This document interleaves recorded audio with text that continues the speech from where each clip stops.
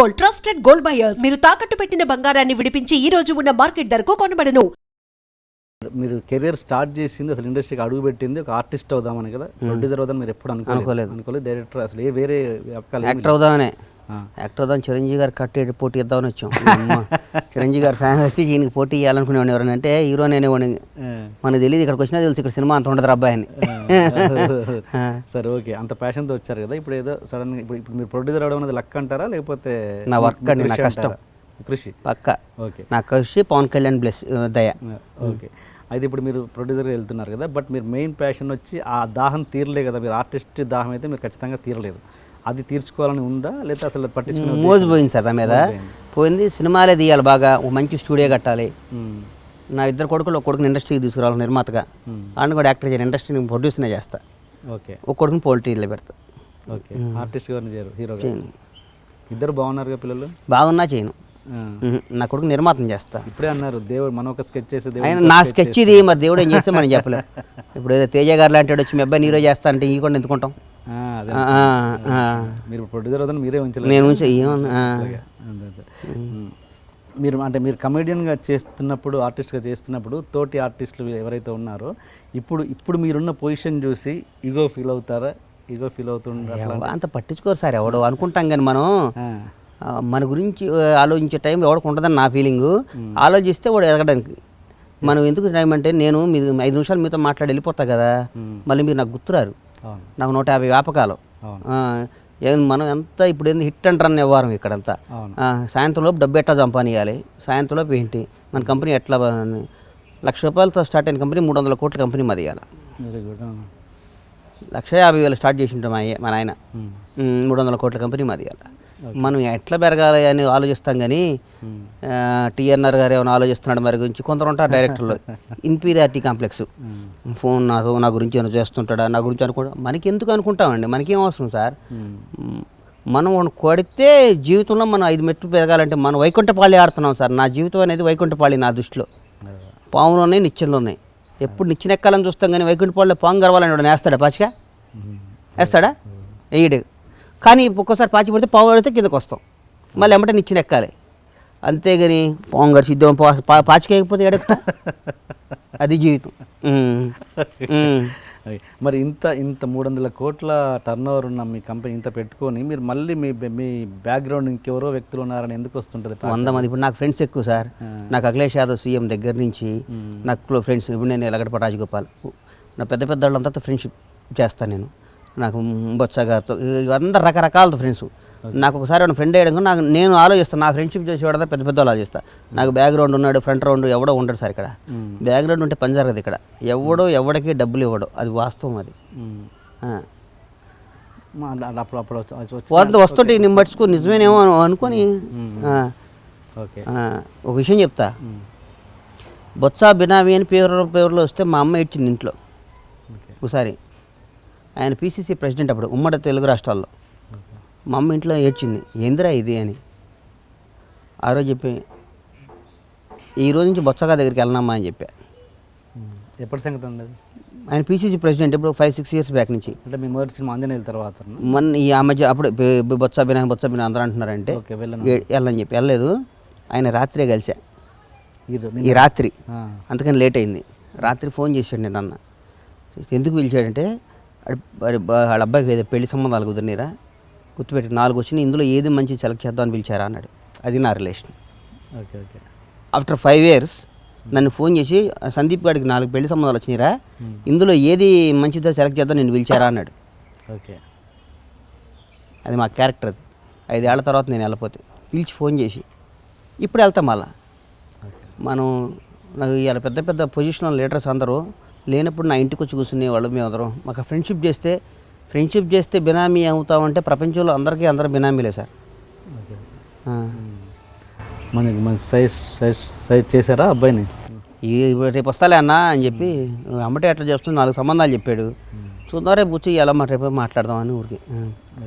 మరి ఎందుకు ఇంత సక్సెస్ఫుల్గా రన్ అవుతున్నారు? మీకు ఫైనాన్షియల్ కూడా ఏం ప్రాబ్లం లేదు, మంచి కంపెనీస్ ఉన్నాయి. మరి ఎందుకు మళ్ళీ ఇంత గ్యాప్ వచ్చింది? గణేష్ గారు అనే పేరు ఈ మధ్యకాలం వినబడట్లేదు. వాస్తవంగా చెప్పాలంటే సార్, ముందు మాది టెంపర్ సినిమా అప్పుడు కానీ ఒక 12.5 lakhs పౌల్ట్రీ ఉండేది, 15 లక్షల కోళ్ళు ఉండేవి. ఓకే. ఒకేసారి 10 లక్షల ఫామ్ మొదలుపెట్టాం షాద్నగర్లోనే. నేను లేకపోతే మా అన్న వల్ల కావట్లేదు. ఓకే. ముందు ఫ్యామిలీని సెట్ చేద్దామని అటు వెళ్ళి మొత్తం 25 lakhs కంప్లీట్ చేసి ఈలోపు యూపీలో పాపం అఖిలేష్ యాదవ్ గారు 100 acres ల్యాండ్ ఇవ్వడం జరిగింది గవర్నమెంట్ తరఫున. అక్కడ కూడా మొదలు పెడదామని అనుకొని మొత్తం స్టార్ట్ చేసి వచ్చి వద్దాం అనుకున్నా.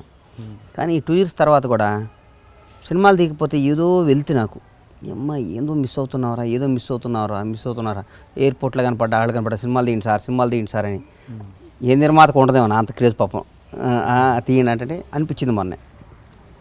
మొన్న ఒక 3-4 days బ్యాక్ మా బాస్ దగ్గరికి వెళ్ళి బాబు సినిమాలు తీస్తాం మళ్ళీ అంటే తీరా అది ఇది అని చెప్పి అనుకున్నాం, మొదలుపెట్టాను. ఇక బాగా సినిమాలు తీస్తూనే ఉంటాయి. ఇప్పుడు ఏమన్నది ట్వీట్ పెట్టారు, అది హల్చల్ అయిపోయింది. Boss is Ganesh Bandla is back with boss అని. ఏంటి మరి ఎప్పుడు చేస్తున్నారా ఏంటి? ఆయనతో సినిమా చేయవసరం లేదు సార్, ఆయన పక్కన ఉంటే చాలు. సూర్యుడు రేసు పెడితే చాలు అన్నట్టు ఆయనతో సూర్యుడి దగ్గరికి వెళ్ళటం ఎందుకు? ఆ రేసు పెడితే చాలుగా వెలుగు ఇంత అక్కడెక్కడో ఉన్న సూర్యుడు ఇంత వెలుగు పడుతుంటే మనకి కాలుతుంది. అట్లా అంటాడు సూర్యుడు లాంటి వాడితో ఆయన రేసు చాలు నాకు అని ఆలోచిస్తా. వెళ్ళిపోయాక ఆయనతో 2 సినిమాలు చేసాక అవకాశం వస్తుంది మళ్ళీ చేస్తా, తప్పకుండా చేస్తా. 2 ప్రొడక్షన్స్ కలిపి ఒక సినిమా చేస్తున్నారని తెలిసి చేస్తాం. ఇప్పుడు సినిమాలు చేస్తున్నాం. Pawan Kalyan creative works and Parameswara productions కలిపి చేస్తాం. అంటే చిన్న సినిమా ఏదో చిన్నయే అన్ని సినిమాలు చేస్తాం. ఏ సినిమా చేసినా నా banner Pawan Kalyan creative works and Parameswara productions కొన్ని సినిమాలు చేద్దాం అనుకున్నాం, మొదలు పెడతాం. ఓకే. ఓకే. ఆర్టిస్ట్గా మీరు గణేష్, ప్రొడ్యూసర్గా బండ్ల గణేష్ అంతేనండి? అప్పుడు బండ్ల గణేష్ ఉండాలి. అప్పుడు గణేష్ బాబు, అసలు పేరు గణేష్ బాబు. తీన్మార్కు కూడా అంజలికి కూడా గణేష్ బాబు అనే పెడుతుంది. ఎవరో మీలాంటి ఒక ఫ్రెండ్ ఒక ఆయన గణేష్ బాబు కాదని మా అక్కడ చూపించి బండ్ల గణేష్ అని మార్చుకోరా అని చెప్పారు. బండ్ల గణేష్ అని మార్చా. మా ఇంటి పేరు బండ్ల గణేష్ అని పెట్టి. సో ప్రొడ్యూసర్ అయిన దగ్గర నుంచి అసలు పేరు బండ్ల గణేష్ బాబు, బాబుని తీసి బండ్ల గణేష్ అని పెట్టి. ఓకే. ఓకే.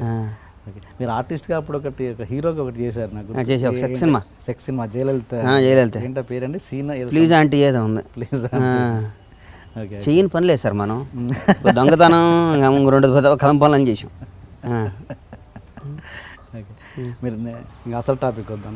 అసలు పవన్ కళ్యాణ్ అంటే మీకు ఎందుకు అంత పిచ్చి? అసలు ఎందుకు అంటే ఎంతోమంది హీరోలు ఉండగా మీకు పవన్ కళ్యాణ్ అంటేనే ఎందుకు అంత పిచ్చి? అంటే మీకు కేవలం మీకు సినిమా ఇచ్చాడేనా లేకపోతే ఇంకా వేరే కారణం? ఎంతోమంది మగాళ్ళు ఉండగా మన నానంటే మనకి ఎందుకు అభిమానం? ఓకే. చెప్పండి టీఎన్ఆర్ గారు, మేము మిమ్మల్ని క్వశ్చన్ ఇచ్చాం. ఓకే.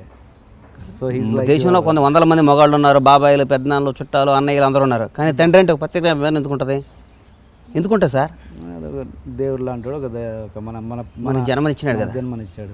ఓకే. అలాగే పవన్ కళ్యాణ్ అంటే కూడా నాకు అంత అభిమానం.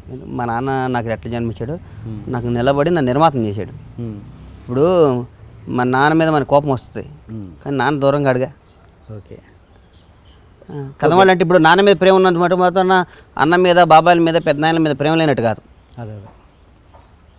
అది ఓకే. మీ పాయింట్ ఆఫ్ వ్యూలో అది. బట్ ఆయన పాయింట్ ఆఫ్ వ్యూలో ఆలోచిస్తే ఒక సినిమా బండ్ల గణేష్కి ఎందుకు ఇవ్వాలి, ఆయన ఎందుకు ఇచ్చాడు అంటే ఆ రిలేషన్ ఏంటి? మీకు ఇచ్చాడు కాబట్టి అభిమానం ఉంది మీకు. ఓకే. అది ఒక మాట చెప్తా సార్, పవన్ కళ్యాణ్ ఆయన ఒక అతీతమైన శక్తి. అది ఓకే. మళ్ళా చెప్పను, 100 సార్లు చెప్పాను. ఆయన ఎవరిని అవతలాడు స్ట్రాటజీ చూసి, అవతలాడి స్థాయి చూసి ఆడితో బిహేవ్ చేయడు. ఓకే. అవతలాడి క్యారెక్టర్ చూసి వాడు ఏంటని, వాడి దగ్గర టాలెంట్ ఉందా లేదని చూసి నిమిషంలో స్కాన్ చేస్తాడు. ఓకే. ఊరికాడు బాగా డబ్బు ఉన్నాడా, డబ్బు లేనాడా, అదేంటి అయ్యి అని అట్లా ఉంటుంది ఆయన దగ్గర. కేవలం నాకు నిర్మాత చేసి నన్ను కొమరంపుల్ షూటింగ్లో పిలిచేదాకా నాకు నిర్మాత చేస్తాడు నాకు తెలియదు. పిలిచి నెక్స్ట్ సినిమా చేస్తానని చెప్పాడు. అంటే ఓకే, నేను అనేది స్థాయిని పట్టించుకోకుండా మెదులుతారన్న విషయం ఒప్పుకుంటాం. కానీ నేను అనేది ఏంటంటే అసలు మీకు ఆయనకు రిలేషన్ ఎక్కడ ఏర్పడ్డది అంత స్ట్రాంగ్గా, ఎందుకు ఏంటంటే? నేను ఆయన సుస్వాగతం దగ్గర నుంచి ఆయనతో పాటు యాక్ట్ చేసేవాడిని, ఆర్టిస్ట్గా కలుస్తుండేవాడిని అంతే. అంతకంటే నేను బాగా పవన్ కళ్యాణ్ కలుస్తుండేవాడిని, ఆయన అంటే ఇష్టం. ఓకే. ఓకే. ఓకే. ఓకే. అంటే ఒక చిన్న ఇండస్ట్రీలో చిన్న టాక్ ఏంటంటే మీరు ఒక పవన్ కళ్యాణ్ గారికి సంబంధించిన కొన్ని వ్యక్తిగత విషయాల్ని మీరు దగ్గరుండి కొన్ని సాల్వ్ చేశారన్నది ఒక చిన్న విషయం. అది ఆయనకి ఎవరు చేయాలి సార్, దేవుడు కూడా చేయడు, ఆయనకి ఆయనే చేసుకోవాలి. ఆయన ఏమనుకుంటున్నారు మీరు? అబద్ధం. ఇండస్ట్రీలో పని పాట లేని వాళ్ళు 100 మంది ఉంటారు కదా సార్. 30-40 ఏళ్ళ నుంచి వేషాలు వేస్తా. ఓకే. సేమ్ వేషాలు, సేమ్ వాళ్ళే బతిమాలుకొని వేషం వేసుకోవాలి, కానీ వాళ్ళు హీరో పక్కన కూర్చోవాలి. ఓకే. వాళ్ళు గొప్పవాళ్ళ ఫీల్ అవ్వాలి. వాళ్ళు హీరోతో అని వచ్చారు, వేషాలు ట్రై చేసుకుంటుంటారు. అందరు హీరోలకి ఫ్రెండ్లా చెప్పుకోవాలి. హీరో గారి దగ్గర నీ గురించి అది చెప్పాను, నీ గురించి అది చెప్పాను, ఇది చెప్పాను అంటుంటారు. అందరు హీరోల దగ్గర తిరుగుతుంటారు. వాళ్ళకి బేసిక్గా వాళ్ళకి ఒక టికెట్ తగ్గదు. ఒక ఆర్టిస్ట్ కాదు, same expression, same artist, same వాళ్ళకి రోజు 30-40 వేలు వేషానికి వేయాలి. వాళ్ళకున్న అడ్వాంటేజ్ ఏంటంటే హీరో షూటింగ్లో పక్కన కూర్చోబెట్టుకొని మాట్లాడుతుంటాడు, లేకపోతే వాళ్ళతో పాటు భోజనం చేసేస్తుంటాడు. హీరో ఫ్రెండ్ అని ఫీల్ అవుతూ ఓకే. ఇట్లా పని పాట లేని వాళ్ళు ఉంటారు. కొంచెం 30-40 ఏళ్ళ నుంచి అదే వేషాలు వేస్తుంటారు. ఇప్పుడు కూడా వేషాలు అడుక్కోవటం, ఫోన్ చేసి నాకు వేషం ఏమో, నాకు వేషం ఏమని. కానీ వాళ్ళకి వేషం ఇచ్చినాక వాళ్ళ మేనేజర్ వస్తాడు. ఓకే. ఇచ్చేదాకేం వాళ్ళు హీరోల దగ్గర, డైరెక్టర్ల దగ్గర కాకపడతారు. ఇచ్చే ప్రొడ్యూసర్ దగ్గర వాళ్ళు వస్తారు. ఓకే. ఎట్లాంటి మాటలు ఇవన్నీ మనం పట్టుకోకూడదు sir. And for more videos, Please subscribe to iDream. Please subscribe to iDream. Please subscribe iDream. And please subscribe to iDream. For more videos, subscribe to iDream. please like, share and subscribe to the channel. Congratulations, iDream. Subscribe to iDream. Subscribe to iDream. So subscribe to iDream Media. iDream team అందరికి huge congratulations. Please subscribe iDream Media. Please subscribe to iDream. Subscribe iDream. Please subscribe to iDream. iDream అంటే నా కళల ఛానల్ను subscribe చేసుకున్న నోరు తిరుగుతలేదు. మీరైతే గంట గుర్తు కొట్టండి. For more such videos, please subscribe to iDream. Subscribe to iDream. Please subscribe to iDream. Please subscribe iDream Media. Please do subscribe to iDream. Please subscribe to iDream Media. For best entertainment and information, please subscribe iDream. And don't forget to subscribe to iDream.